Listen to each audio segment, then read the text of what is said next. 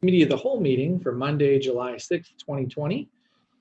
Tonight we have for our updates, first is an update on a potential pool partnership, and I'll turn it over to Stephanie Sheets, Director of Community Development. Thank you, Mayor.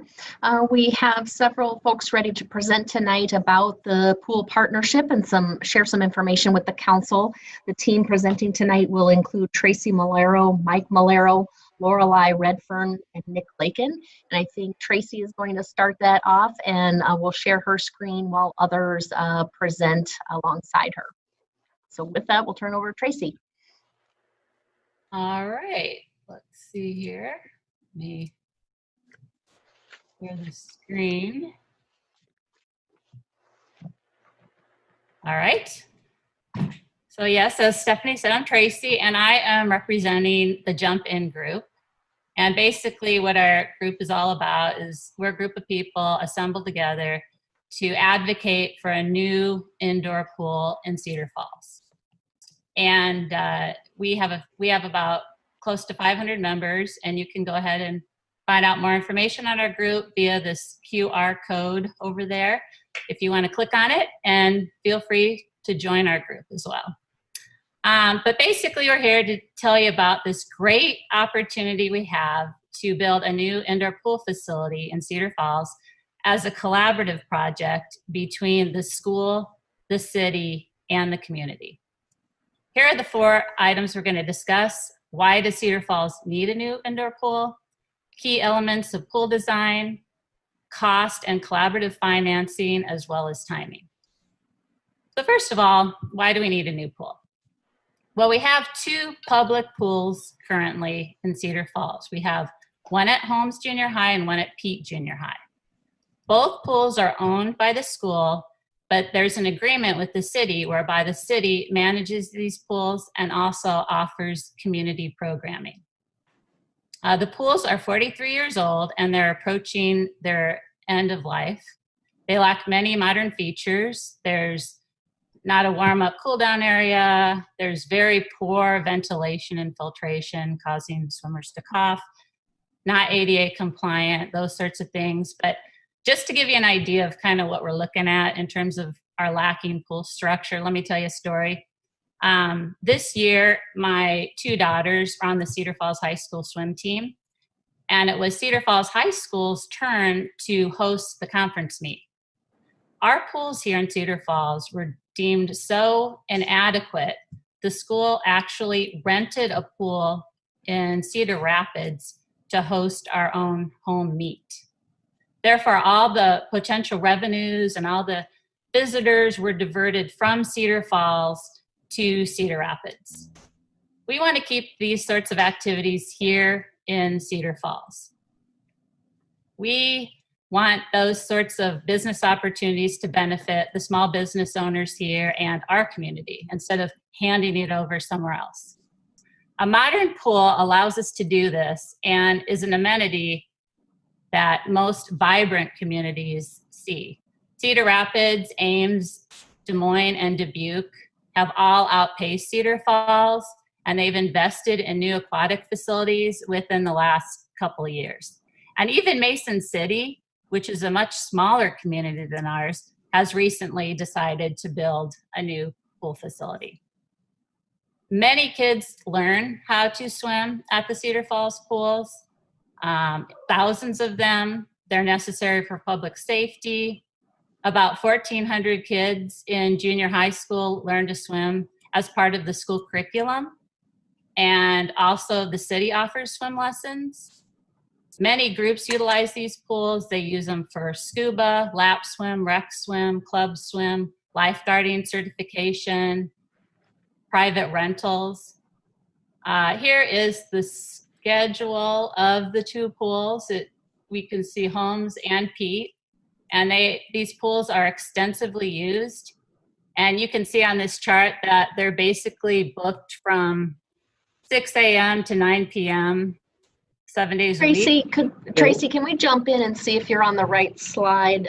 We can see your first slide. Are you maybe on slide 4 at this point? I am on the Holmes versus Pete slide. So yeah, all we see is your title slide right now. Oh, well, I see the slide in front of me. It says I'm screen sharing. Right, we can see that first slide, we just aren't seeing it advancing. Huh. If you can click on the individual slides to the left, it'll bring it forward for us to view those as well. Yeah, I can see the slide on my screen. But none of the rest of us can.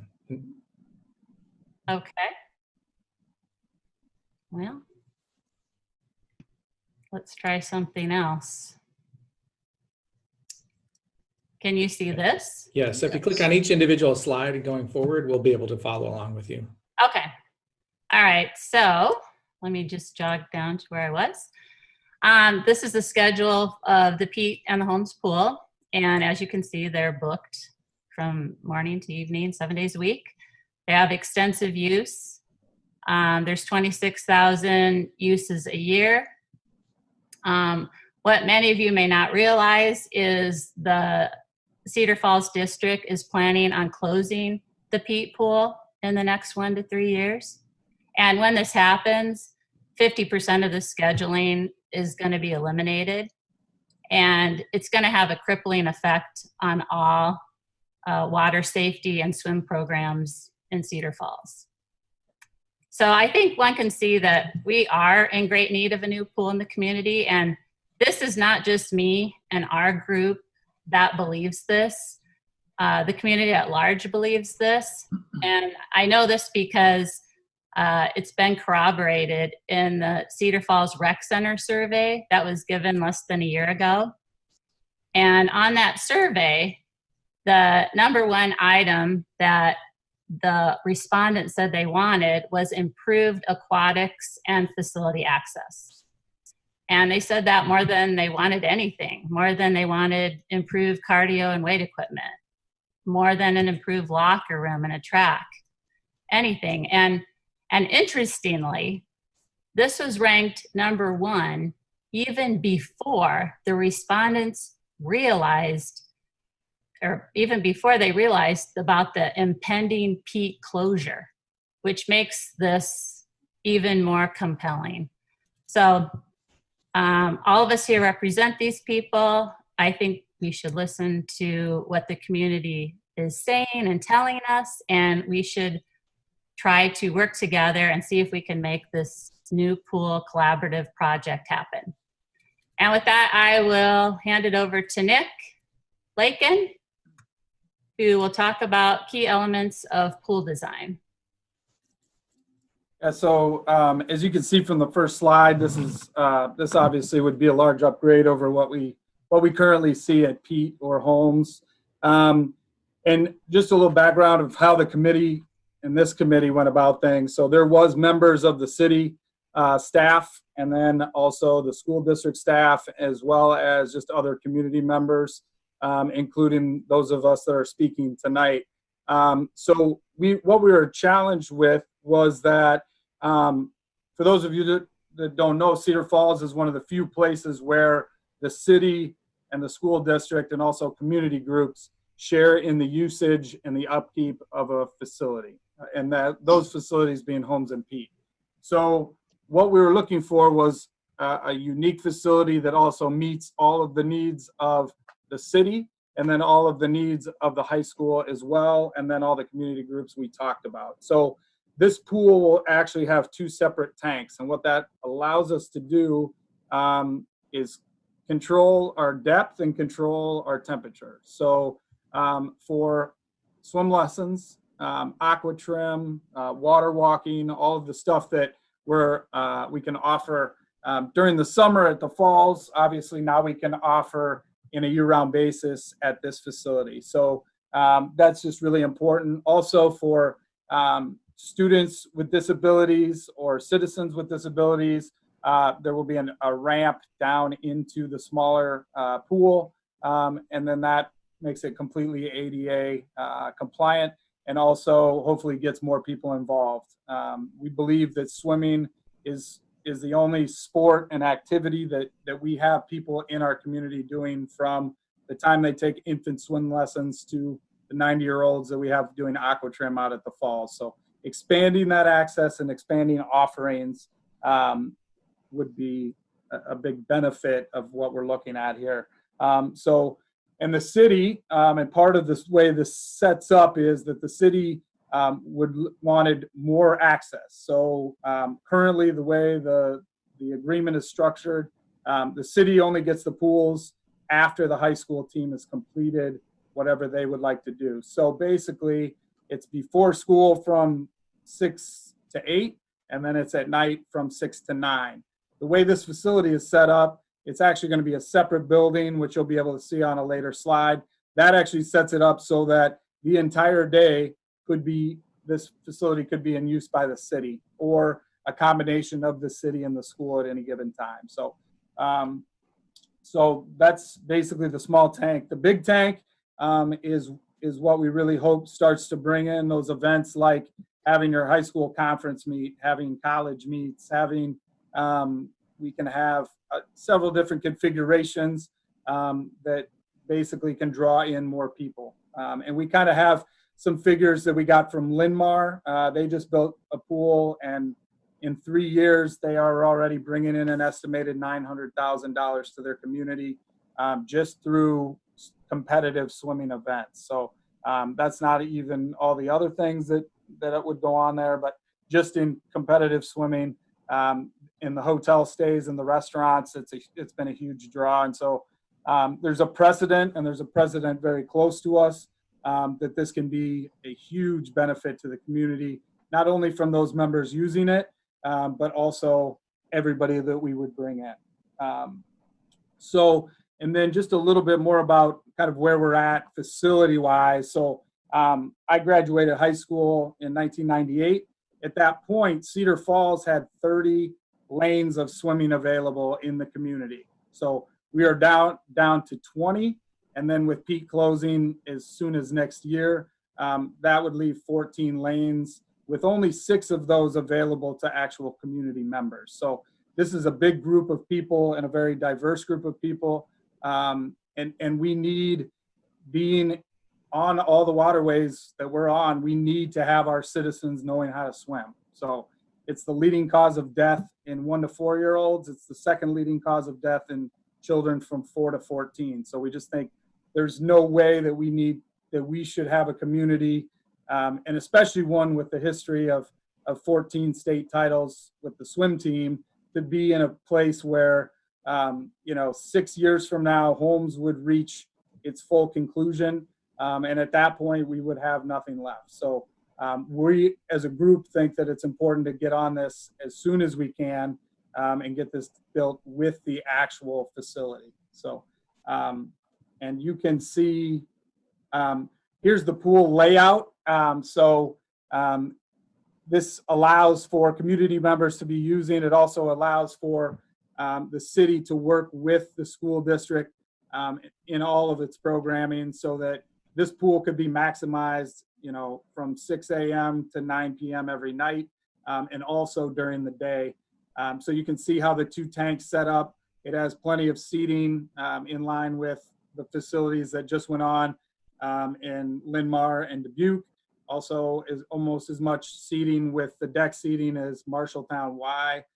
That's also significantly nicer than we have, obviously, in town. So that's kind of the layout. There's plenty of seating. Everything will be at the pool deck will be ground level, so easy for our senior citizens and our children to get in and out of the building from the separate parking lot that will be on the, what would that be, the northeast side of the school. So this will have its own parking lot as well. So those community members that want to use it have access there, and you can see the pool next to that parking lot. So that's just kind of basically what we're looking at as far as what the facility would do, is, everything the pool could do. So we think, we have kayaking groups, and we know that there's a big push towards that. And we have scuba groups that are already using our pools, all of the competitive swimming, and then, our thousands of children that are learning to swim. Not to mention that the Pete pool is also the staging area for training all the lifeguards that are employed at the falls all summer. So without that, you know, obviously that makes opening on time there a challenge as well. So I think that's all I had. So I'll turn it over to Lorelei. Sure. I'm Lorelei Redfern, and I am going to give you a little information on cost and financing and timing and so on, but I wanted to give you a little bit of background too. I am a former swimmer, age group, high school and college. I taught swimming lessons and financed my college education in part through lifeguarding. And my kids are products of the strong swimming programs that we've had here in Cedar Falls. They started swimming lessons when they were really little over at River Hills Elementary School. We're not able to use that anymore, but they've progressed through all the swimming lesson programs and our Blast age group team, as well as the high school swimming programs. So we're certainly a swim family and look at it from a lot of different aspects, but know that this is something that many others are going to enjoy within the community. One of the things that we want to go over with you is some of the estimated costs of what construction of a new indoor pool could be here in Cedar Falls. And we've taken a look at other communities. Linn-Mar recently completed a pool. Dubuque and Ames has one under construction right now. And these facilities are not identical to the one that our committee has looked at, but they're similar in terms of the nature of the community and the programs that they support, as well as a similar size. We think it's really important that we take a collaborative funding approach to covering the costs of this pool.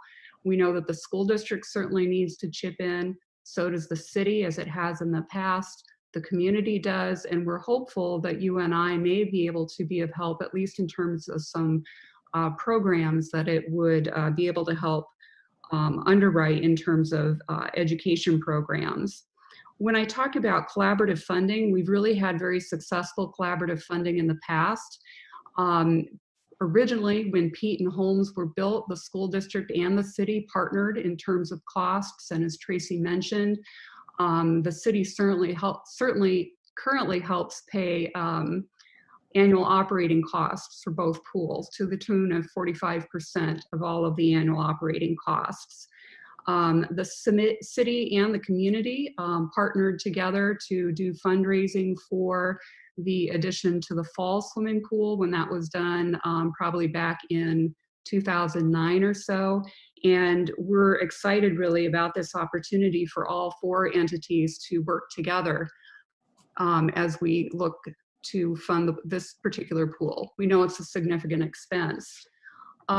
These are some numbers that we have among our group looked at in terms of how that potential cost could be spread out among the different partners and collaborators. We hope that the school could contribute $8 million. We've had some meetings with them and we don't have a firm number yet from them. But we also are hopeful that the city could contribute $3 million.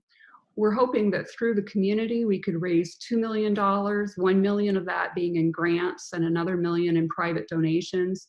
We recognize also, though, that this is an ambitious fundraising goal, but we think really that with the interest and desire within the community, this is something that we could do.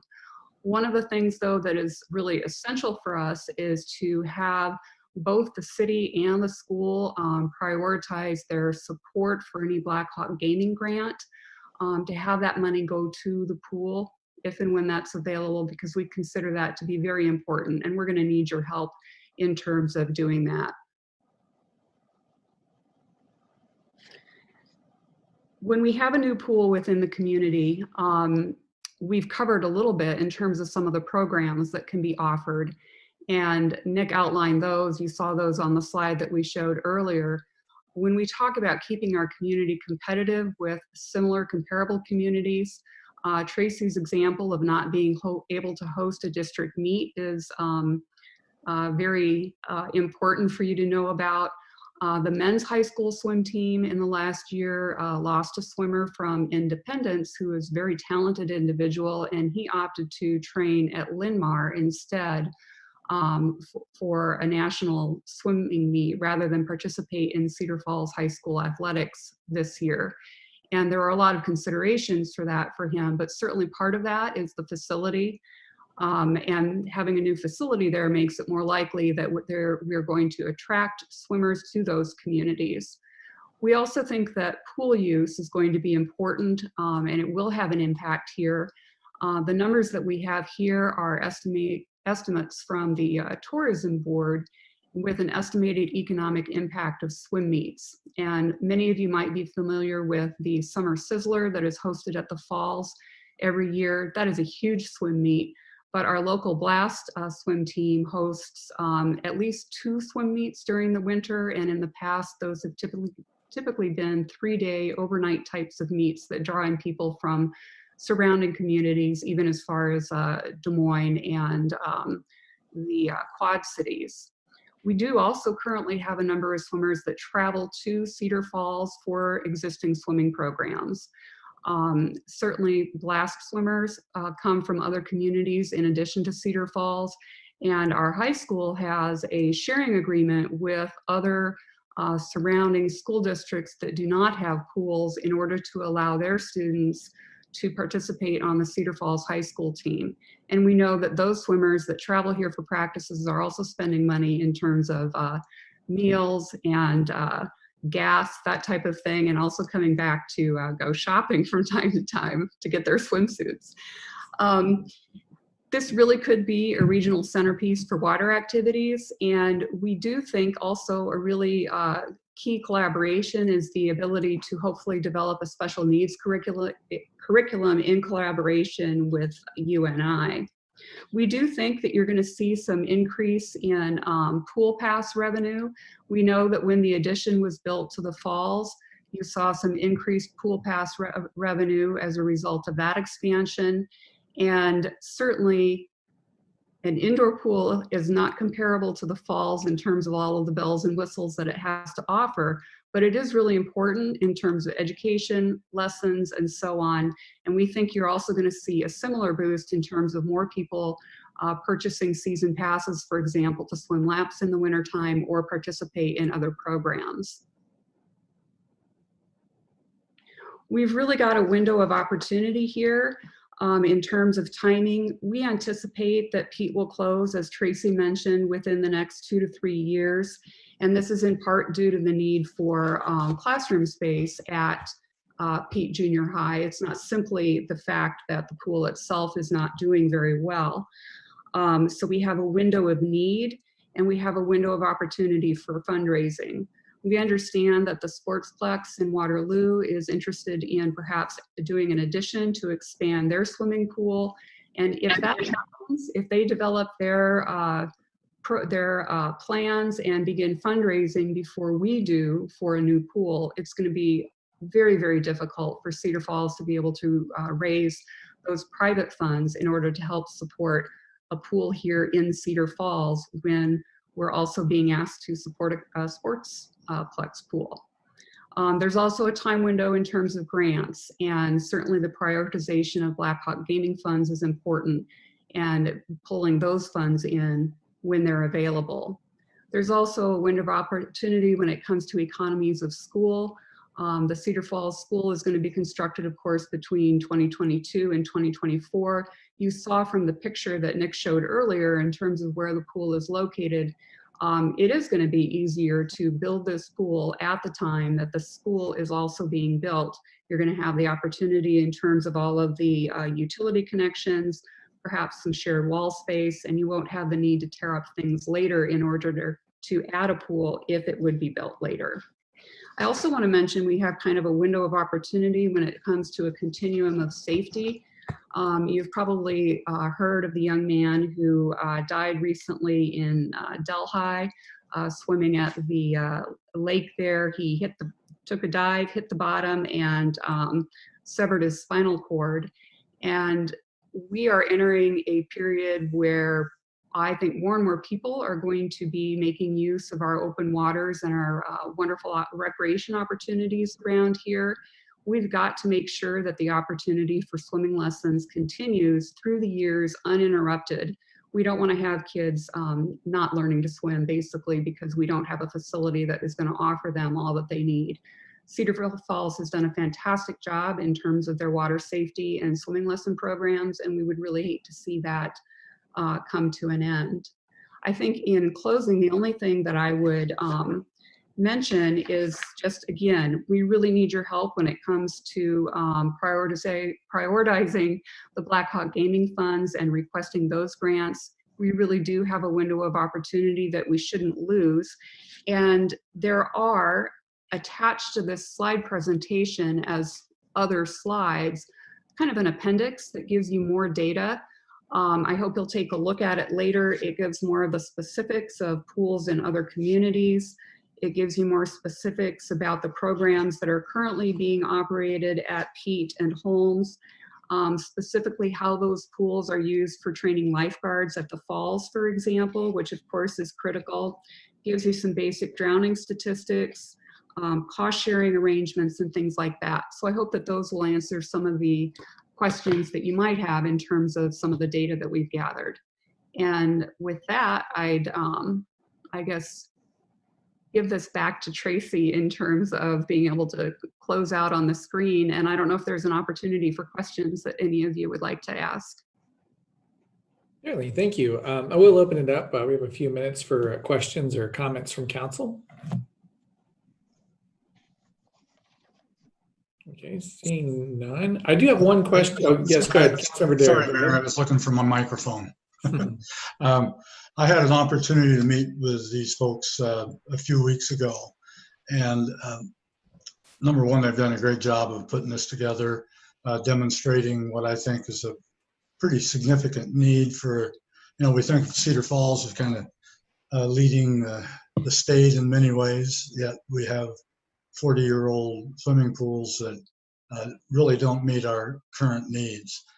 So just addressing that in the first place, but then as they've said in one of their slides, I don't want to lose this opportunity to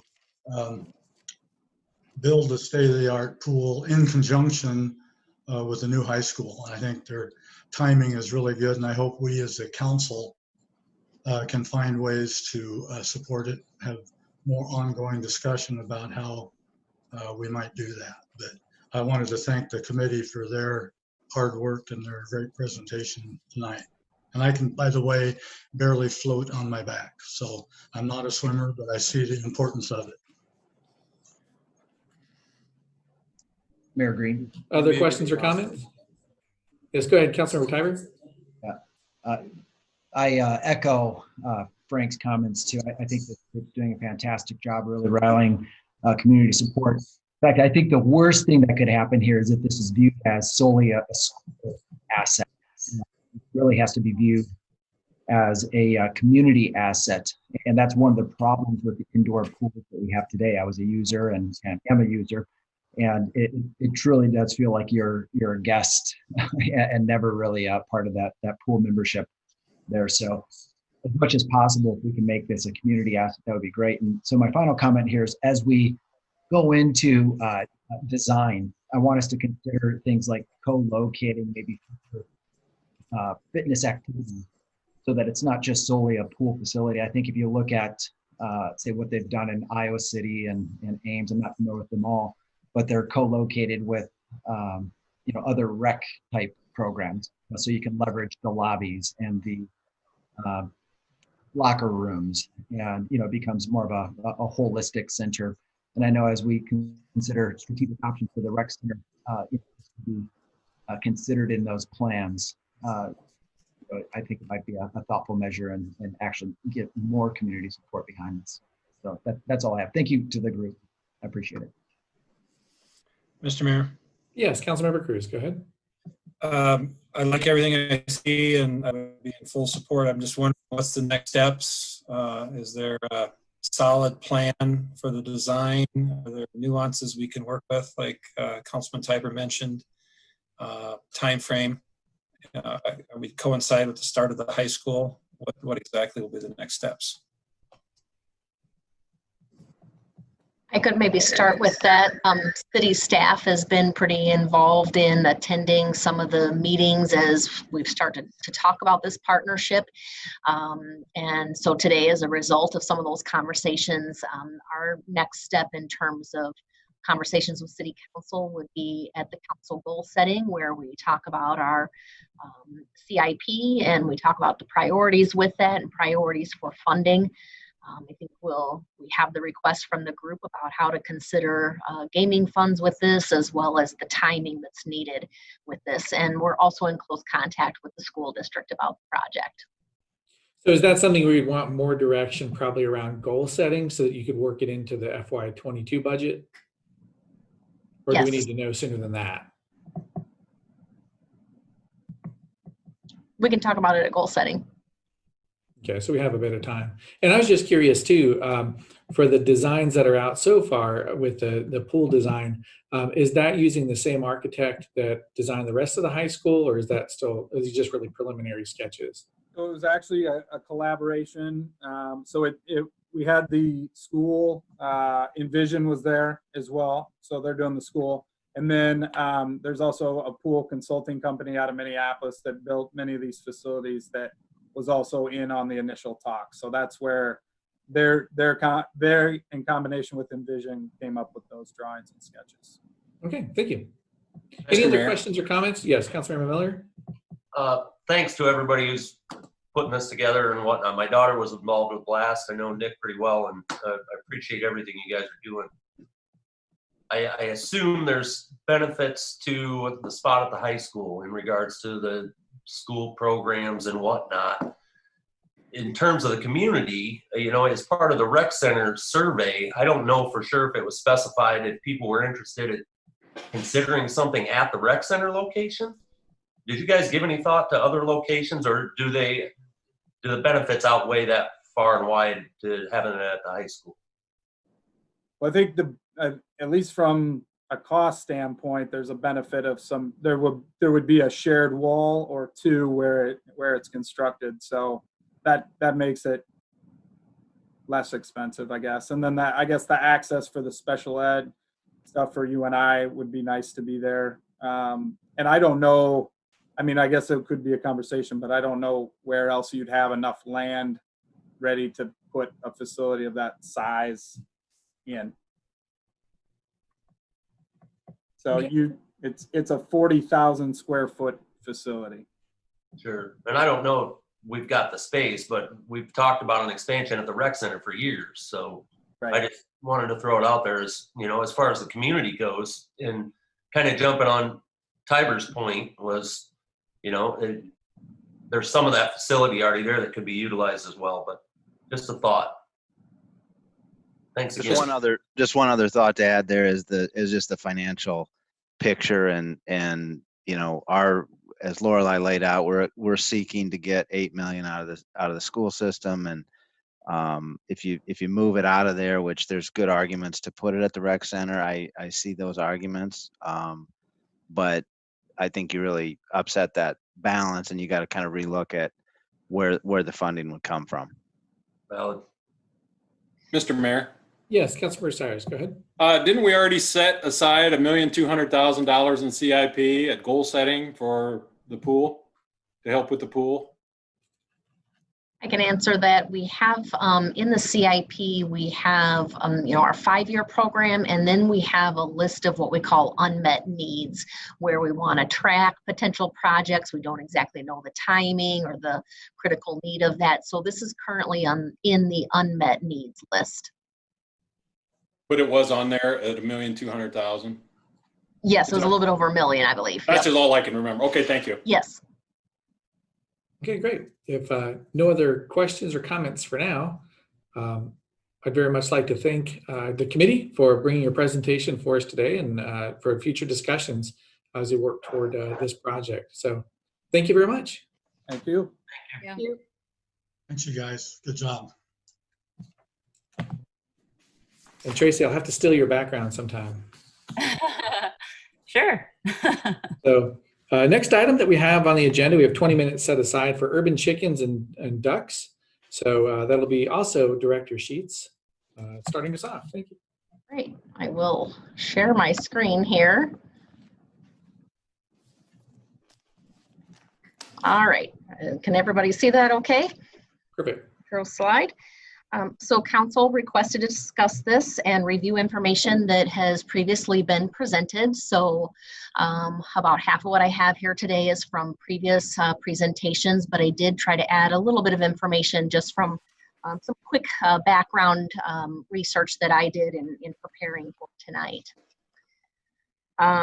So one of the pieces of information that I know a council member asked and wanted to see again was a research that staff did in 2016 related to what other communities allow as far as chickens. At that point, the question was primarily about chickens because we hadn't gotten into discussing other types of animals. But what you can see here basically is that some cities don't allow it at all. Others do with a limit. Others have a public review process where there's a public meeting. It could include neighbor notification, and the process becomes fairly involved in terms of reviewing possibly having chickens.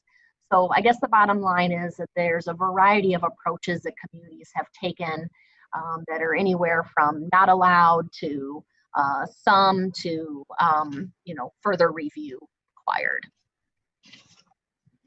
In our previous discussions, our most recent one being August of 2018, staff was recommending forwarding an ordinance with kind of the following general standards, starting off small, keeping it to 3 chickens, and at that point, ducks were also included in the conversation. Provisions such as keeping it in a clean and sanitary area, having a 25-foot separation from a neighboring residential dwelling, which I'm going to just detail a little bit more here so we understand what that means. Allowing it in residential districts, allowing in the backyard only, and that then there might be kind of a catch-all provision should there be some kind of outbreak of some sort that, for health reasons, we would be able to address that. So in terms of the separation part of it, I just kind of picked an anywhere block in our core area of town. This is generally what we see for a block, and our standard size is a 66-foot wide lot by 132 feet deep. And so then the rear yard, outlined here in the dotted orange, if you can see that, that would be the rear yard area where this might be permitted should we move forward. And so if we just kind of play around, I didn't do a lot of playing around, but just for an example, put a dot on there. And what I have here in the labels is that dot is about 12 feet from the property line, but then it's almost 38 feet from the closest part of the residential dwelling of a neighbor. And if you were to move that dot to the north in the rear yard, you'd have to be careful how close you get to that north lot line because the property right to the north there, labeled as 416, only has a 10-foot setback from the property line. So again, that 25-foot provision from any residence would be a factor that would be looked at if this were to move forward. One area that had a little bit of discussion the last time we went around was how to regulate it in terms of overseeing it, I should say, really. Should it be licensed? Should it be a land use permit? And requiring a license, there were a couple reasons that was suggested, is that it keeps the kind of the regulations similar to some other small animals that are regulated where we have a license approach. Also, a land use permit typically deals with more permanent structures on the property. If you're talking about a new home, in addition to a home, a deck, a driveway, a pool, those types of things where land use permits start to come in versus kind of the keeping of some small animals. Also, we would keep, by doing it this way, we would follow what we call an administrative review, keeping that straightforward versus getting into a land use permit reviewed by a board of adjustment that becomes a much more involved process. So we wanted to keep it small and keep it pretty straightforward to start off with and just test how that goes and see what would happen. We talked a little bit about what the coop and the fenced area would be. So I just did a little bit of information seeking myself, and I found this kind of commonly dummies for how to use computers or dummies home and garden, said the minimum rule of thumb here is about 2 to 3 square feet per chicken for the coop area, and about 8 to 10 square feet per chicken for the outside run area. So if we were to move forward with a proposal of 3 chickens maximum, that would equate to about 9 square feet for the coop area, 30 square feet for the run. So we're talking a total of 40 square feet that would be needed for this coop and fenced pen area, which is quite a bit below what our threshold for a land use permit would be. We trigger a land use permit for a shed when it's 120 square feet or larger. Anything smaller than that is considered to be pretty small, maybe not very temporary, and so hasn't been deemed that it needs to be reviewed. So that's kind of another reason why maybe starting out with a license is the best way to approach it, or at least what staff's recommendation was for that. And just some examples and some quick research found, these are different examples that you can find online about a coop and fenced pens that are for sale. I did the math quickly on those. This one's about 20 square feet, so maybe this is more like for a 1 or 2 chicken scenario. This one's a little bit under that, so same amount. And then this example is almost 50 square feet, so this is probably more of an example of if you had 3 chickens. So just tried to give an idea of what some of these maybe look like and what the scale is of what we're talking about. And so with that, I'll just end on staff's recommendation here is that we'd like to see a council motion about whether we should move forward with drafting an ordinance. We would move forward, again, similarly to what we've recommended in the past, that it be limited to 3 chickens, possibly the ducks, through a license provision, and the 25-foot separation, keeping it clean and sanitary, allowing in the backyards of residential districts only, that those would be key provisions. But there may be other provisions as we draft the ordinance that would be in the ordinance. These would probably just be the highlights for discussion today. So with that, I'll turn it over to the mayor and council. Thank you, Dr. Sheets. So with that information that we have, we did last time come forward with a license. I had voted against that one when I was on council because of the license. But I would like to know for council what your thoughts are for moving forward with this as a license. Mayor? Yes, go ahead. I'd like to see it move forward. I've been supportive of the last 2 times it's come up. I don't feel like a land use permit is necessary. I mean, we don't require people to get a land use permit for a doghouse. And to me, I mean, it's pretty comparable. You have situations where dogs can be a nuisance, cats or any other animal can be a nuisance, and we've got codes in place to manage that. And I'm hoping the 3rd time's a charm. Okay. Any concerns from council about the ducks provision in there as well, or Mr. Mayor? Continue forward with the ducks part? Yes, Councilmember Cruz. As many have seen the email I sent out talking about poultry, other birds that could be utilized in backyard scenarios, and I'd like to have it substituted poultry instead of the chickens and ducks.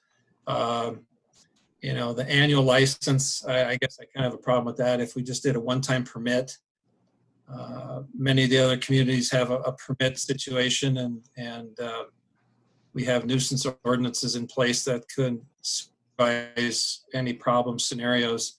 I guess the bottom line is, why over-regulate this more than we need to? That's my thought. I'd motion to put in poultry instead of chickens and ducks specifically. Okay. Other council thoughts or comments? Mr. Mayor? Yes, Councilor DeVere. I don't think it's any secret. Everyone knows I'm completely against this. I feel if you are going to do it, you must license them. If you decide not to license them, you need to do away with the license for cats and dogs. Also on that 25-foot separation from neighboring residential dwellings, I don't think it's appropriate at all that you're using the neighbor's property to get the 25 foot. Should be completely on using the 25 feet of the person's property who wants these things. I don't think it's appropriate at all.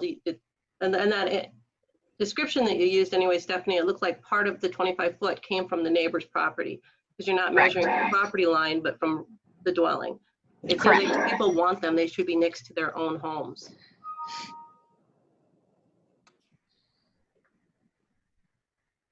Okay, other thoughts? Mr. Mayor, Yes, Councilor Cyrus? when I was in high school, I actually worked on a chicken farm, so I have a little bit of experience with them. We had, there were 3 houses. Each one of the lower ones had 7,000 chickens in them, and the top one was a growing house, had about 12,000. But that's not the point. The point of the thing is a chicken, it's just could be a nuisance to the neighbor. That's my only worry. I'm glad for people to have chickens as long as it doesn't affect the neighbor's right to have a clean and sweet smelling yard and area. That's all. It's not that I'm against people having chickens. I just don't want it to go off onto the neighbors and then they have to smell the chickens and that kind of thing. So that's my only worry. It's not the chickens themselves. It's just that it will infringe on the neighbors in some way and their right to enjoy their property. That's all. It's just my thought. Okay. Mr. Mayor. Councilor Harding, go ahead. I would echo Councilmember Miller's statements as a dog and a cat could be equally as, if not more, nuisance than a chicken. I don't want anybody to have a nuisance. I know this has been up multiple times.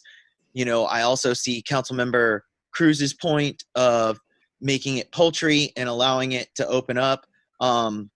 At the heart, though, I'm willing to kind of work and compromise. Ultimately, I'd just like to see whatever we feel like we can bring forward and give a shot and just get it out there so we can see how it works in Cedar Falls. So I think what staff has put forward is a great starting point to get in there, and we can tweak it as needed. I would like to put in that I personally would like to see a little more than 3 chickens, and I would like to see the poultry thing put in. But I am willing to be open-minded and work with whoever, as long as we can come up with something that we all agree with. Mm-hmm. Would there be value in putting in something like a 1-year requirement to review, or would that just be understood? Like, you can always bring this up for review if we want to make tweaks or changes. Mr. Mayor, I could comment on that. Go ahead, Councilor Cruz. We already have chickens in the community. We've had them for many, many years. I'm certain they have more than 3. If you ever raised any birds, chickens, pheasant, anything like that, you have to start out with many more as chicks, and then the numbers diminish as they die off. They're kind of a frail little creature when they start out. So, to the 1-year trial, what are we going to say? Everybody get rid of their chickens that they had? There's going to be some people that are very successful at raising them. Some people may not have the talent to it or the desire. So I wouldn't be in favor of a 1-year trial because we already have chickens. Many other communities have chickens. Many other communities have many more than 3 as the limit. We have the nuisance ordinances in place for odors and smells and that sort of thing. I said that earlier. But along with Councilman Harding, more than 3 is a definite. We have some lots that are huge. The depiction there of a standard lot in Cedar Falls is representative of maybe the older part of town, but there's some places that have several acres. And they could have a couple dozen chickens. The neighbors wouldn't even know that the chickens were there, or other poultry. These birds are clean. They take care of themselves. They eat bugs. They eat grasses, weeds, and so on. There's a lot of benefits to them. And if anybody does any amount of research, they can see that they're very beneficial and self-sustaining in some cases. Not to mention with the COVID crisis right now, it gives an opportunity for a family to have some event, growing an animal, so to speak, in their own property, knowing where their food comes from, all those sorts of things. So I'm in favor of more than 3, certainly more than 3, and poultry, as I mentioned. So, Mayor Green. Yes, Councilor Tiber, go ahead. I concur with most of the thinking so far. I think what you're actually proposing is maybe sunsetting the 3 requirements. So, after 1 year, just the limitation would drop. So it would actually represent, greater freedom. And so it's akin to just putting our toe in the water just to make sure that there's no issues with 3, and then we can move on beyond that. So I don't really have an issue if you have a provision that sunsets in there. But, I'd like us to follow a simple approach over, adopting kind of arbitrary restrictions, 25 feet or what have you. Because so long we're focused on the nuisance aspect, so long people's rights aren't violated, neighboring properties and whatnot, I'm very comfortable with moving forward. But so long we have the competence in our ordinances to deal with smell, odor, noise, and unsanitary conditions, I feel like we're probably ready to go on this.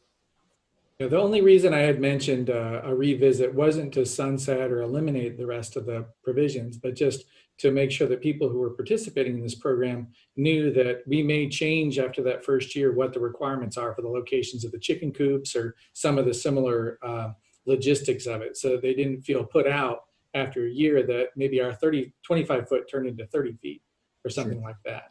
So at least it gives some expectations that there would be some planned changes in the future based on what we learned for our community. Also, I just want to note too, sometimes there's misconception with these urban chicken plans. It wouldn't allow any roosters, so there's no concern about major noise except for maybe when a chicken's laying an egg once in a while, but it's not the morning crowing or those sorts of rooster issues. Mr. Mayor? Yes. A comment, maybe tongue in cheek here on the rooster. I think that would be less obnoxious than fireworks going off at all hours of the day and many days of the week. So just a thought there. Well, I would argue that, the rooster, just given community standards, would violate, at least I hope it would violate the existing noise ordinance. If you have a rooster that's crowing at 6 a.m., hopefully that's a violation of the nuisance ordinance. If it's not, we should probably revise our nuisance ordinance. Well, so those wouldn't be allowed no matter what, so I understand it. Is that correct, Stephanie? There'd be no roosters? Correct. Okay. But my actual point is, let's allow the ordinance to be very flexible in allowing creatures, okay, guinea fowl, whatever it might be, rather than specifying gender. I mean, who can really identify the gender of a chicken? Well, some people can maybe. I think you can tell what a rooster looks like. Yeah, but my main point is, rather than going into the specifics in the ordinance, why don't we focus on the nuisance? What do we try to protect other property owners from? And it's not a rooster. We're protecting them from noise. Mr. Mayor? Yes, Mr. Harding? I think what we're kind of going around about would the council be open to saying, upping the number from 3 to something like 6 or 7, or whatever, upping the number, and then possibly just saying, I'm just throwing out a random number, I'm not stuck on it, like, 10 poultry to be licensed annually. Is that something that we're looking at, or are we going to go with what staff has recommended? I think that's where we need to take the conversation. If we're going to amend this and ask staff to do that, I think all the other things we're okay with. So I guess that would be my question to other council. Are we wanting to stick with 3 hens or ducks to be licensed annually, or would we like to change the number and the word to poultry? And who would possibly support that or not? I'm comfortable, Mr. Harding, with just saying poultry or any kind of fowl, I guess, I think is the right term. I think setting a number is arbitrary. If we focus on the nuisance, we're going to cover most of the situations. In fact, that's really what we're trying to protect, just other property owners, while maximizing the rights of a current property owner. They'll be controlled and restricted by virtue of the nuisance ordinance versus an arbitrary number. So, and every property is going to be you have to take context into every property. An inner city property will be very different than a property that's in the A1 outskirts. Yeah. Okay. Any other? Mr. Mayor, a quick comment on the rooster situation. Having chickens on the farm, you don't always know your chicks when you buy them, or even if you hatch them yourself, which ones are going to turn out to be the roosters. They eventually grow the comb, and they don't really crow until they get a little bit older. And then eventually, in our case, we were raising for the eggs. We had supper with the roosters, so they kind of thin themselves out that way. If people understand what I mean. You butcher the roosters after a while, once they get big enough. Takes care of that problem. Okay, so the goal for tonight, I believe Director Sheets, you're just looking for a general consensus, not necessarily a motion, correct? Yeah, I'd like a motion so that we get it drafted in a way that council supports adopting. We could spend a lot of time going around trying to draft something. If we're not clear about what council supports, then it becomes much more difficult to bring something forward. Okay. So that said, we would look at, with this recommended motion that's here, basically a minimum that could get approval. I know that there's questions about whether it should be 3 or 4 or 6 or some unlimited number, but is there enough consensus to move forward with this, or are there items in here that have to be changed in order to even be considered by some of the council members? Mayor? Yes, Councilmember Miller, go ahead. I'm wondering if, and I agree with the simplicity side of this. I don't know how many people are going to come in and, I mean, when you license a dog, don't you give your dog's name? Or don't you put that on the license thing? I don't know for sure, but the licensing side, I want to see this pass. I'm wondering if you don't set a standard on a square footage. So on your standard interior lot in the heart of the city, 66 by 132, 3 chickens are allowed. If you've got more square footage than that, then do you get into doing something different with that, or is that getting too complicated?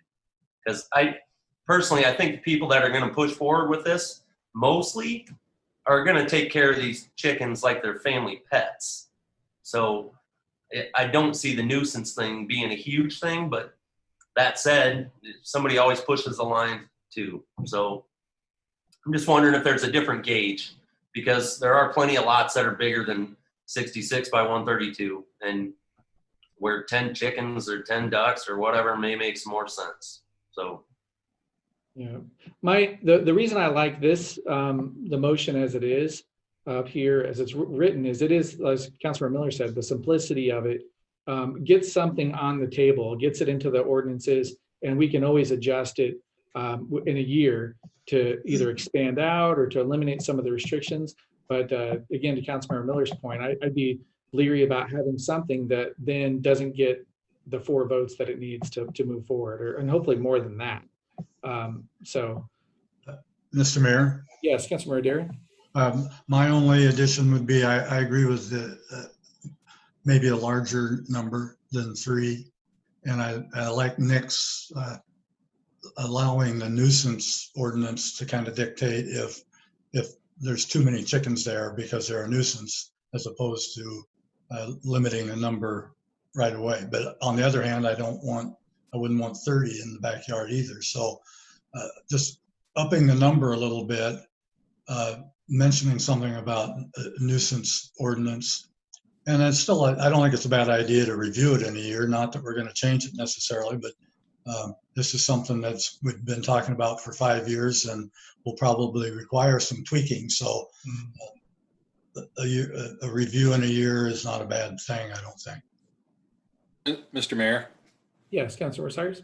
On number C, the 25-foot separation from neighbor residential dwellings, it would be nicer if it was 25 feet from the property line. That's all. That would set it off a little more from some neighbor's house. That's the only one that could be a little bit better if it was going to pass. That's all. You guys can decide whatever you want. Could I add one other thing though? If we're asking staff to make a few changes, I would hope that if they make some changes, that when it comes back to us, we don't spend another 45 minutes picking through it. You know, let's give them the recommendations we want, and then live with it from that point on. But it's just more time on staff's plate, and I'd like to move on with other stuff. Yeah. And I regret not voting in favor of it, even though I was against the licensing part. I wish, looking back, that I had voted for it, just so back then we could have had something, our toe in the water, and now we'd be looking at revising rather than still trying to get something out. Mayor, Yes, Councilmember Miller. to Councilmember Cruz or Harding, I mean, could you guys support if that number was up to 5 and made poultry instead of chickens or ducks? Could you support that to get it on the books? I would definitely support the poultry. I was going to suggest that we go through each component, maybe do a hand signal to say, you know, do we want to do poultry as one item? Do we want to go to 5 or 10 or, you know, something? And then you got lot size. You got some people with really huge lots that could easily handle more. And I look at the other cities that have it. Some don't have a limit at all because the nuisance ordinance will take care of it. You know, so we got 3-4 different components going here that, you know, I would picking each item. And sorry. Go ahead, Mr. Harding. Yeah, I was going to throw out a motion to just say 10 poultry, and then keep the rest of it as staff has said, and allow the nuisance ordinances to take care, you know, of everything. And I'm even okay with the licensing factor of it, because it, like Councilmember DeBurr said, then you'd have to take away licensing from cats and dogs. I could see that, but I would be I'm open to compromise, but I'd say 10 poultry would be a round number that would fit lot sizes all over, and you know, up to 10 poultry. I'll second that. I'll go with that. Okay, so there's a motion. Before moving on that, it looks like, so draft ordinance with up to 10 poultry licensed annually, kept in a clean and sanitary enclosed structure, 25-foot separation, allowing residential zoning districts only, backyard area only, and then termination for chickens for health reasons. Is that the motion, Councilmember Harding? That would be what I would go with. Yes. So everything the same except for 10. So it's been motioned. Is there a second? Second. Okay, it's been seconded by Mr. Tiber. All those in favor say aye. Aye. And opposed, nay? Nay. You're cutting out, but I vote aye if that's what we're waiting for. Okay. Nay, 10 is a lot of chickens. Okay, so let's see a raise of hands for the ayes. So I have ayes are Frank and Simon and Mark and Daryl and Nick. So I've got 5 ayes and 2 nays then. To make this more amendable to Dave Shires, Dave, what is a good number for you? I mean, you dealt with 12,000. What is it, 5? Yeah, I don't know, but 10 is a lot. You'd be surprised how much waste will be under the cage, and you kind of got to be on that all the time. 10 is a lot of chickens, and that's quite an area. If Stephanie figures it out, you know, she had the how many chickens per how many square foot a cage and all that thing. That sounded pretty good. I think Rogers, excuse me, one everyone. chicken Mr. per 10 square everyone, feet. please. You're talking about a pretty big Rogers, area. For Mr. Rogers, we've already taken a motion and voted on this, correct? So there's not, it's done. Yeah, we don't have to discuss it. He just asked. I'll talk to him later. Well, all I'm doing, It's just a lot. Mayor Green, is trying to ensure that if this comes to council, that we have full support. And so this is part of the deliberative process understanding what Councilman Cyrus might be satisfied with, so we don't put this at risk in the future. So I understand that, but however, procedurally, we've already motioned and seconded and voted on it. So it's been voted at 10. If after this you want to go back and have a discussion to reduce it down, we can do that. So The nuisance ordinances will take care of problems, Mr. Cyrus. thank you. We'll have that discussion going forward, but we have approved moving forward with up to 10 chickens, and then the rest of the is written. Poultry. Sorry. So with that, also happy National Fried Chicken Day. Next item that we have is bills and payroll. So is there a motion to approve? So move. Second. Motion and seconded. All in favor, say aye. Aye. Aye. Opposed? Motion approved. All right, thank you. That passes. And that leads us to the end of our meeting. I understand that Denny needs about 5 minutes to reset. So I'll adjourn us for now, and then we will reconvene in about 8 minutes.